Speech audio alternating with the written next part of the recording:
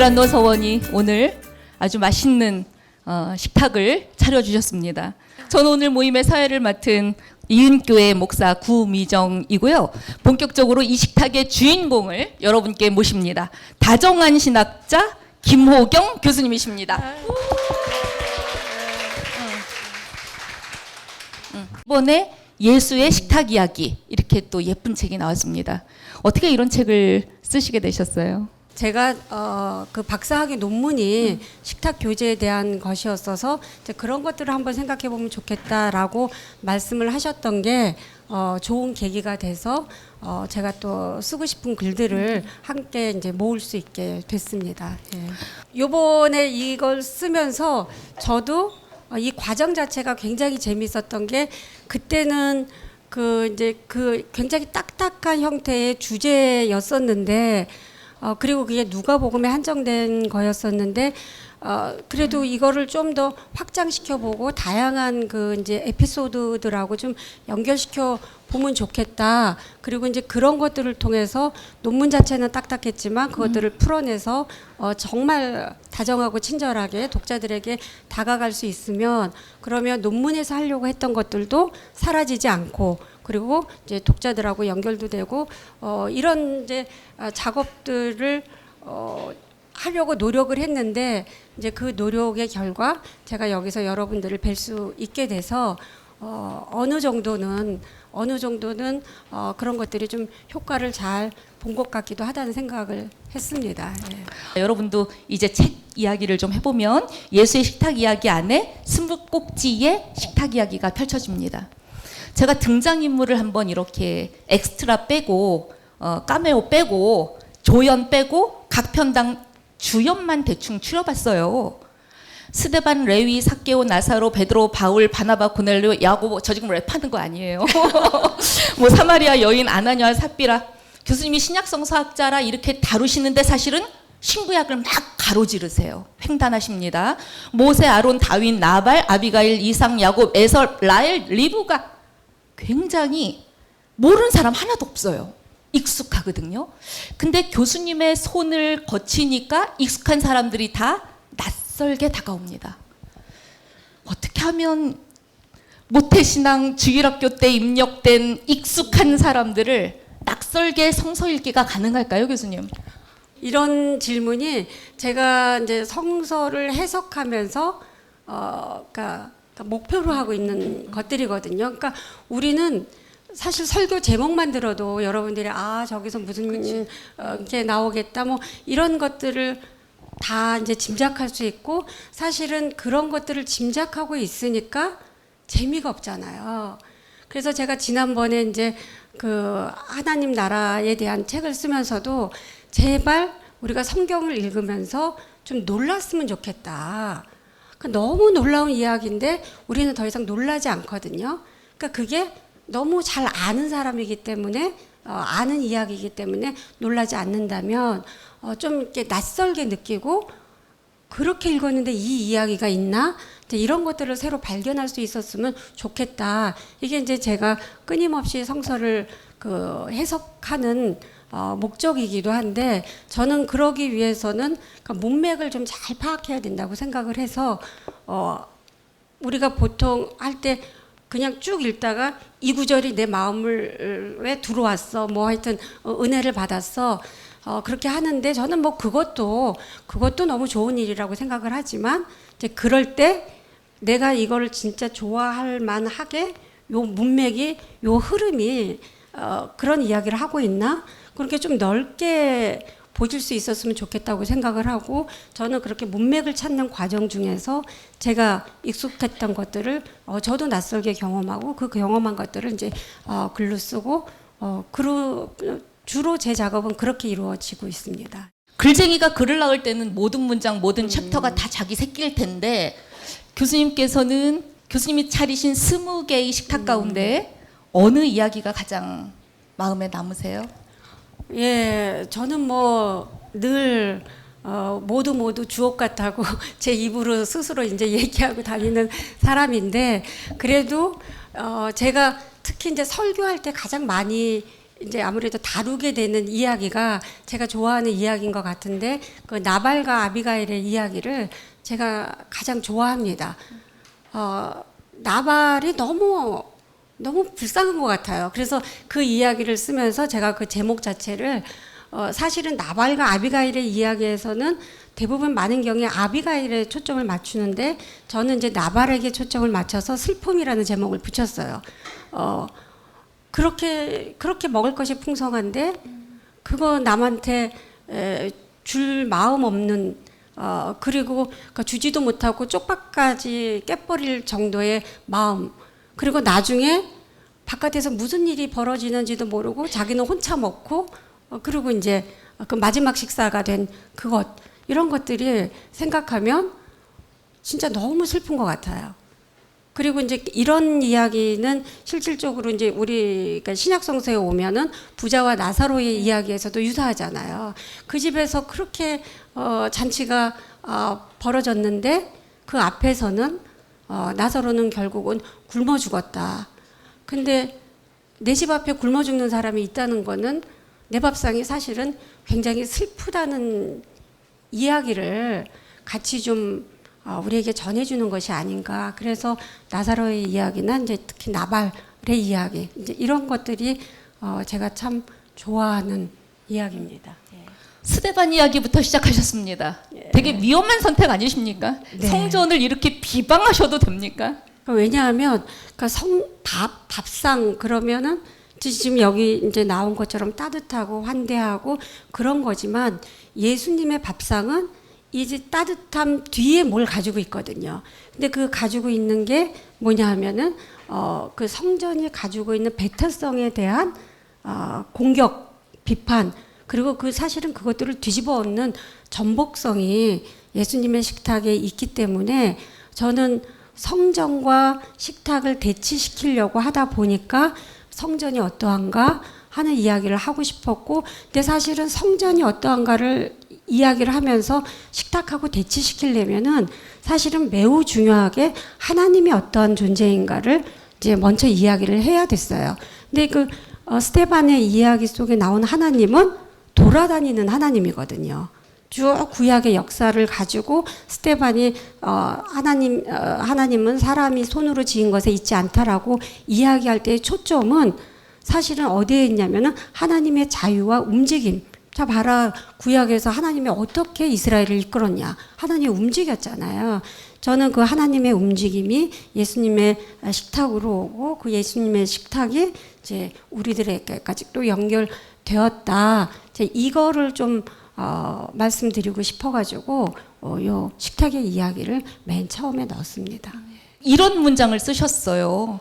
성전에 헌금이 쌓여갈 때 누군가는 빈 식탁으로 서글퍼할 때 그 마지막 두 렙돈에마저 믿음의 옷을 입히려 한다면 성전은 결코 구원의 장소가 될 수 없다. 이 문장을 보면서 저는 과부이신 저희 어머니가 돈 탈탈 털어서 건축 헌금하신 게 떠올랐거든요. 그렇게 하면 안 된다고 지금 하시는 거죠, 교수님? 예. 저는 성서 해석을 하면서 그동안 가려져 왔던 그런 이야기들을 하게 되는데 성서에는 진짜 가여운 여자들의 이야기들이 그리고 그게 의도치 않게 사용되는 이야기들이 몇 개 있어요. 근데 그 중에 저는 대표적인 것 중에 하나가 이 두 렙돈들인 과부의 이야기인 것 같아서 이렇게 책으로 될 때 이 여자 이야기를 꼭 이렇게 쓰고 싶다. 근데 이제 식탁 이야기지만 이 여자 이야기는 진짜 두 렙돈만 기억을 하는데 두 렙돈이라고 하는 것은 결국은 이 여자의 식탁이 비어 있다는 거고 그 비어 있는 식탁은 보지 못하고 우리는 두 렙돈 냈다고 칭찬받고 그래서 이제 너희들도 이렇게 자꾸만 이 여자처럼 모든 것을 내라고만 이야기가 되는데 조금만 더 상상을 해보면 두 렙돈 가지고 있는 그걸 다 내고 나서 이 여자는 어디로 가고 싶었을까? 그 생각을 읽다 보면 안 할 수 없잖아요. 이 여자는 진짜 한강대교로 갈까? 어디로 갈까? 갈 데가 없는 거예요. 그러니까 이 여자는 공동체가 이 여자를 이렇게 만들지 말라고 했는데 결국은 만들어 놓고 그리고 두 랩돈마저 흥겹게 받고, 그 다음에 저는 사실 이 글 그 다음에 두 랩돈이 곧 잊혀질 것이다 뭐 이런 얘기를 썼는데, 그거 쓰면서 너무 사실은 마음이 짠했어요. 20억 낸 거는 오래오래 기억 남아서 뭐 이게 어디 벽에도 뭐 기부자 들어갈 수 있지만, 20원 낸 거는 누구도 기억하지 않을 돈인데 이 여자의 생명이었잖아요. 그래서 저는 교회가 이 성전이 이 식탁을 좀, 이 여자의 빈 식탁을 기억해 줬으면 진짜 좋겠다, 그런 생각을 했죠. 교수님 뭐라고 쓰셨냐면, 예수의 이름으로 모이는 식탁은 단순한 친목 모임이 아니다. 89쪽에 새로움을 꿈꾸게 하지 못한다면 교회는 더 이상 그리스도인의 모임이 될 수 없다, 이렇게 쓰셨어요. 네. 새로움을 꿈꾸게 하지 못한다면.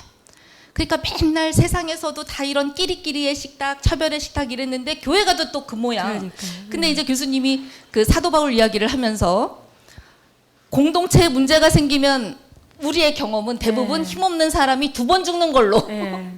해결이 되는데, 봉합되는데, 바울은 그렇게 하지 않았다. 바울은 힘 있는 자가 내려가라고 네. 말했다. 이렇게 식탁 이야기를 하셨거든요. 조금 더 부연 설명을 좀 해주세요. 지금 말씀하신 것처럼 그 교회는 진짜 새로운 모임이었잖아요. 그래서 그 제가 그 저기 성전 이야기도 했지만 초대교회의 이야기도 했는데, 초대교회는 뭐 우리가 이제 뭐 공동소유했다 뭐 이런 얘기를 하지만, 가장 중요한 것은, 그 모든 것들을 떠나서 가장 중요한 것은 서로 나누면서 핍절한 사람이 없게 했다라고 하는 거거든요.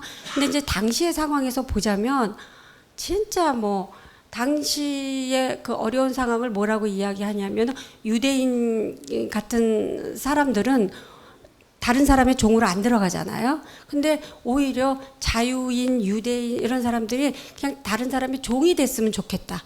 그러면은 집주인이 밥은 먹여주니까. 그러니까 이런 상황이었어요. 근데 이런 상황 속에서 지금 교회에 있는 사람들이 모여서 서로가 궁핍하지 않도록 도와준 거예요. 뭐 대단한 것들을 많이 나눈 것이 아니라 최소한도의 것들을 살 수 있도록. 그게 이제 제가 존엄이라고 하는 거기서 쓴 건데, 저는 그게 평화의 의미라고 봐요. 그러니까 평화라고 하는 것은 나 혼자, 나 지금 너무 편해, 전쟁이 없어, 싸움이 없어, 나는 마음에 불편함이 없어, 이래서 평화가 아니라, 평화라는 그 헬라어의 가장 기본적인 뜻은 다른 사람의 필요를 채워준다는 거거든요. 그러니까 세상에 평화가 없을 때 교회의 모임은 평화를 준 거죠. 다른 사람들의 필요를 채워줌으로써. 그리고 이게 새로운 질서가 된 거예요. 그런데 이제 그런 맥락에서 오늘 우리를 보자면, 우리가 평화로운가, 평화로운 공동체인가. 그러니까 평화는 절대 공동체적 개념인데, 평화로운 공동체인가, 내 교회가. 근데 사실 나는 평화롭잖아요. 근데 나의 평화라고 하는 것은 사실 말할 수 없다는 거예요. 뭐가 평화로워야 되냐면, 너가 평화로워야 돼. 같은 공동체 안에 있는 너가. 근데 같은 공동체 안에 있는 너의 관심이 없으니 이 사람이 지금 어떤 상황인지 알질 못하는데 뭘 주려고 하겠어요.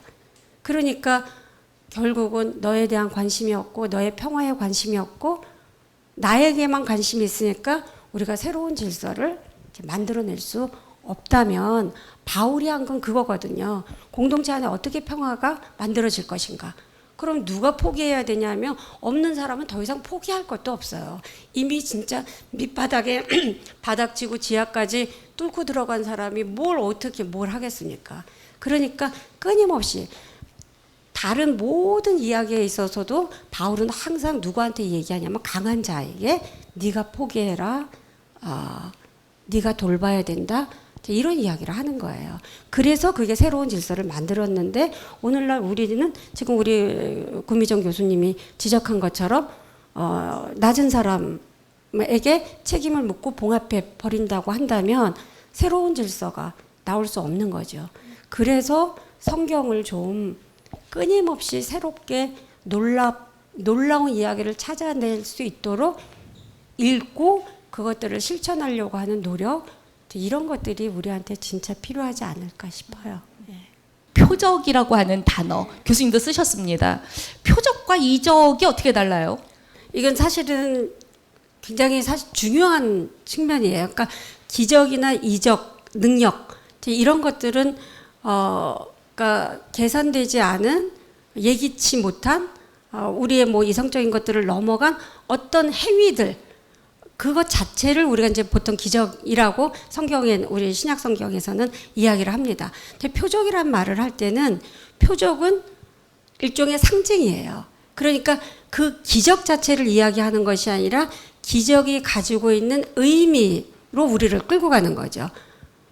그러니까 저는 예수님이 하신 수많은 기적들에서 그게 표적이라고 나오지 않은 것들도 거기서 그 기적에서 표적의 상징을 찾아내는 거 이게 좀 중요하다고 생각을 합니다. 그러니까 오늘날도 물론 우리가 예기치 않은 그런 기적들이 있지만 사실은 그런 기적들이 그렇게 많은 것들이 일어나지 않는다면 그런 기적 속에서 우리가 표적의 상징을 찾아낼 수 있으면 그러면 우리의 일상이 기적적으로 될 수 있는 거잖아요. 가령 예를 들면 저는 제일 안타까운 것 중에 하나가 예수님이 물 위를 이제 걸어오시고 그러니까 그걸 보고 베드로가 자기도 물 위를 걷겠다고 자기도 그런 기적을 체험해 보고 싶은 거잖아요.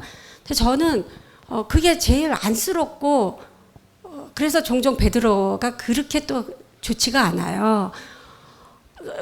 아니 지금 막 이 태풍이 몰아치고 지금 배가 뒤집어지려고 하고 그러는데 자기가 물 위로 걷는다는 게 도대체 무슨 의미가 있어요. 도대체 그 새벽에.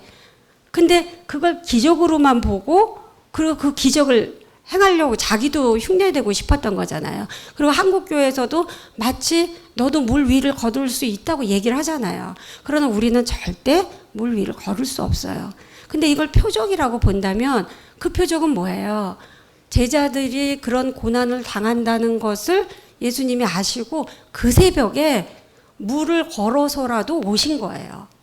그러면 저는 이걸 기적이 아니라 이 사건을 표적으로 받아들이면 내가 있는 어떤 곳에서 무슨 일이 일어나도 홍반장보다 더 빠르게 오는 거는 예수님이다. 그러니까 그럼 어떤 상황 속에서도 내가 예수님과 함께 있으면 그럼 된 거잖아요. 그러면 혹 배가 뒤집어져도 할 수 없어요. 할 수 없어요. 우리 인생에서 배가 뒤집어지는 순간은 저는 수없이 있다고 생각해요. 항상 갑자기 이것들이 다 멈추면서 평온하진 않습니다. 그러나 예수님이 나와 함께 있다. 그거면 끝난다고 생각을 해요. 그리고 그것이 내 믿음의 일상이 되어야 하고 될 수 있고 저는 이제 그런 믿음으로 살고 싶은 사람이기 때문에 기적보다는 그 기적에서 일어나는 표정의 상징성과 의미들을 여러분들이 성경 속에서 많이 찾아내실 수 있으면 좋겠다. 이제 그래서 물 위를 너무 걷지 마시고 그런 생각을 합니다. 예. 제가 예수님의 최후의 만찬 이렇게 들으면 막 거창하고 다빈치의 최후의 만찬 상상하게 되고 그러는데 교수님께서 예수님이 차려주신 제자들하고 이제 이별하면서 차려주신 마지막 식탁 이렇게 표현하셨어요. 이게 또 다른 거예요. 마지막 식탁 이러니까. 그러면서 교수님 뭐라고 이 의미를 새기셨냐면 181쪽입니다. 아마도 이것이 장례의 참 의미이기도 할 것 같아서 나도 흉내내고 싶다는 생각이 들기도 한다. 죽은 후가 아니라 죽기 전에 사랑하는 사람들을 모아놓고 그들과 함께 했던 기억들을 나누며 나 없는 빈자리에서도 그들이 훌륭한 삶을 이어가기를 응원하고 떠날 수 있으면 좋겠다는 생각을 하기도 한다. 자기 장례에 앞서 스스로 위로를 건네고 눈물을 닦아주며 정갈한 음식 한 상 대접할 수 있다면 얼마나 기가 막히게 흐뭇할까 이렇게 쓰셨어요. 이 예수님의 마지막 식탁 그럼 우리 성만찬과 연결되어서 굉장히 맞아요. 전례적이고 딱딱하고 맞아요. 교리화되어져 있잖아요. 근데 그걸로 돌아가서 생각을 해보면 그거는 진짜 온갖 만감이 교차하는 장이잖아요. 제자들의 입장에서는 두렵기도 하고 뭐 슬프기도 하고 예수님 입장에서는 안타깝기도 하고 모하기도 하고 근데 그 식탁은 또한 예수님이 죽음 직전에 있어서 예수님의 입장에서는 정말 살아서 마지막으로 온갖 모든 제자들에게 이야기하는 장례 그런 분위기가 있어서 저도 늘 나 죽은 다음에 사람들 와서 무엇하랴. 예, 저도 꼭 그걸 하고 싶어요. 내가 그래도 기억할 수 있고 힘이 있을 때 정말 고마웠다는 말 한마디 하고 같이 밥 한 끼 먹을 수 있다면 그보다 더 좋을 수 없겠다. 그리고 그게 이제 어쩌면 이 마지막 식탁의 의미이기도 하겠다.